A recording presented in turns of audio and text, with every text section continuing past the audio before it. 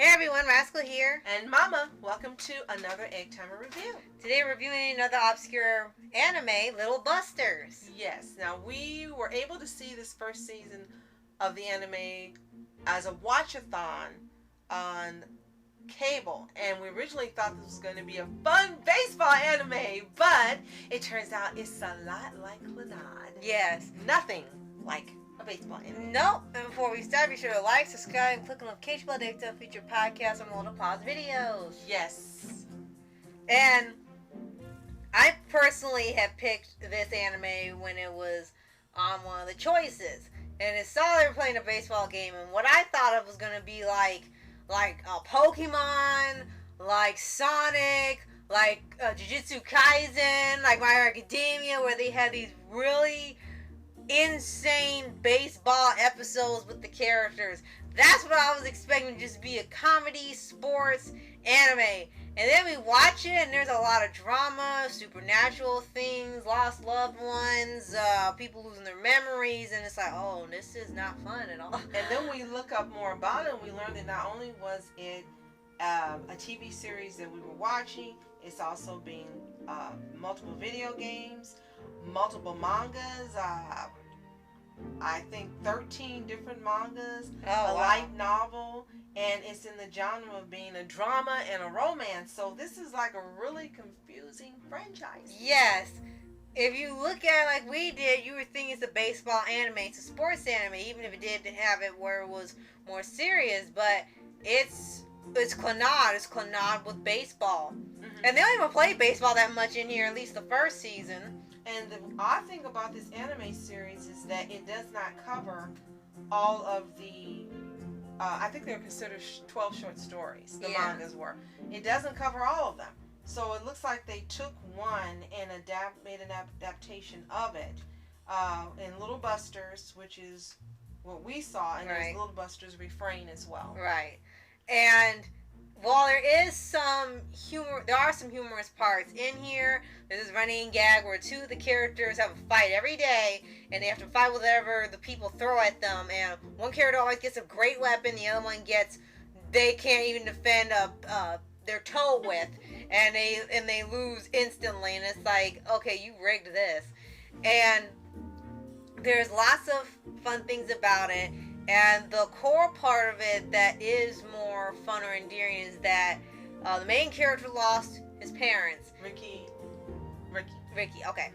He lost his parents, and he also has narcolepsy. So he really was pretty much by himself. Okay, I gotta stop right there. The narcolepsy, the first 1 or 2 episodes is there. Yeah. But then it's like they forget he has narcolepsy almost to the end, and then suddenly a couple episodes from the end of the season, he falls asleep again. It's like, what happened to the narcolepsy all the other episodes? Right, was he doing fine? I guess he was doing fine then. We don't even know how that happened. Excuse me. He ends up getting these group of friends that eventually become the baseball team.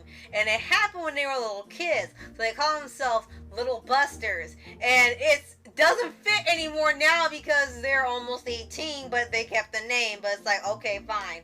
And he's supposed to be a character that's reminiscent of Nagasan Assassination Classroom. Mm-hmm. He's seen as weak because he has a girlish appearance and physical build, and that's how he ends up having all the issues when he's younger before he meets the friends. Right.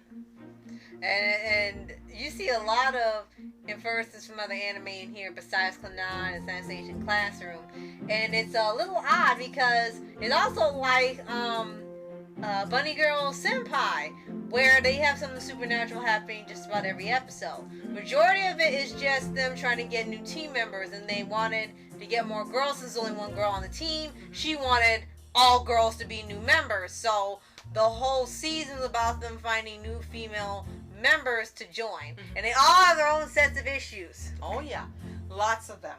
And she is the sister of one of the other members of Little Busters. Yes. So you find out a lot more about some of the new characters more than others. How they determine whom they would focus on, you're not sure. Yeah. And as you mentioned, there's one who reminds you a lot of Honey Senpai. Yes. In Oran, where she small. She looks younger. She has a real baby voice. She eats sweets all the time, so it's obviously a female version of Honey Senpai. Yeah. And she's lost her brother. And as you said, she's got memory loss, which we see frequently happening in anime, where they take on a different persona, and she acts as if the brother is still alive. Yeah. And when you mention to her that he's not, she passes out. Yeah. And then she wakes up and she starts all over again, acting as if he's still alive. Yeah. And that was a pretty strange, intense arc. Again, this is not the fun baseball anime you were expecting. And then you have one girl, I think is supposed to be like class president or school president or something, and she got her girls like they're the police of the school, and it's like, you're taking it a little too seriously. Not even the regular school presidents are this intense. And not even Tenya. Right? And they're always picking on this one girl they have. They're like, okay, well, she did it. Like, why? Why did she do it? Oh, because she's done other things. Well, how do you know she did this other thing, too?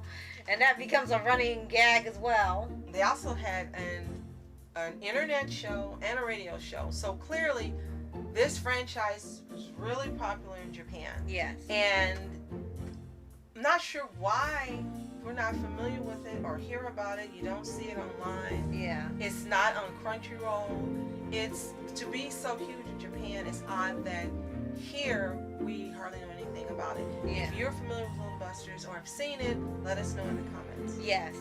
And as the season goes on, there becomes another plot point where some cats keep delivering messages to the characters, and they have to follow the instructions on the papers. And if they follow them, they'll get the secrets to the world. And really, they're thinking this has got to be a prank. Someone's trying to lead them on to something. But considering the things that's happening, it just might be true. You just don't know who's saying the messages. So it gets to a point where we're actually at the end of the season, and it ends on a cliffhanger.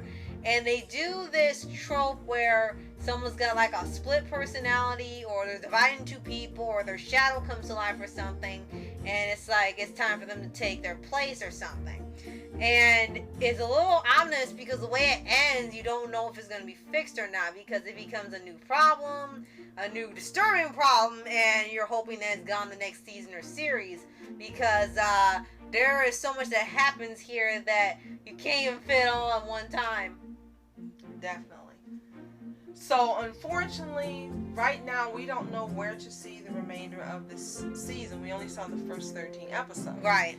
It's 26 for the first season, and then for Refrain, the second season, there's 12.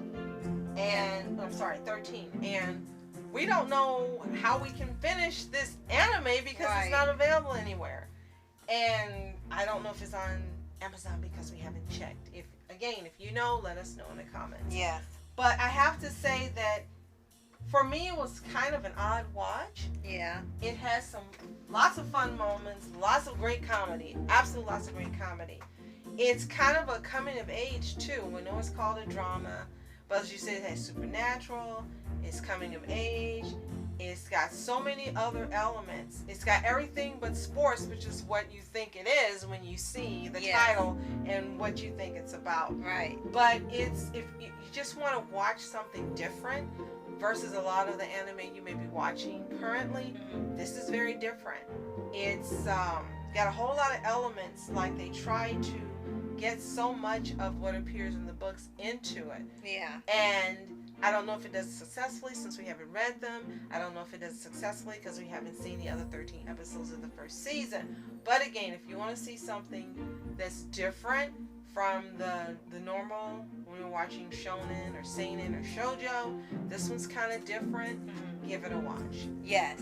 And if you haven't already, please subscribe for updates, weekly videos on your favorite anime series, anime shows, and all things animation. Absolutely. No matter how strange they are. Right. So, thank you so much for watching. I'm Rascal Entertainment. And I'm Mom Entertainment. Have a toontastic day. Peace.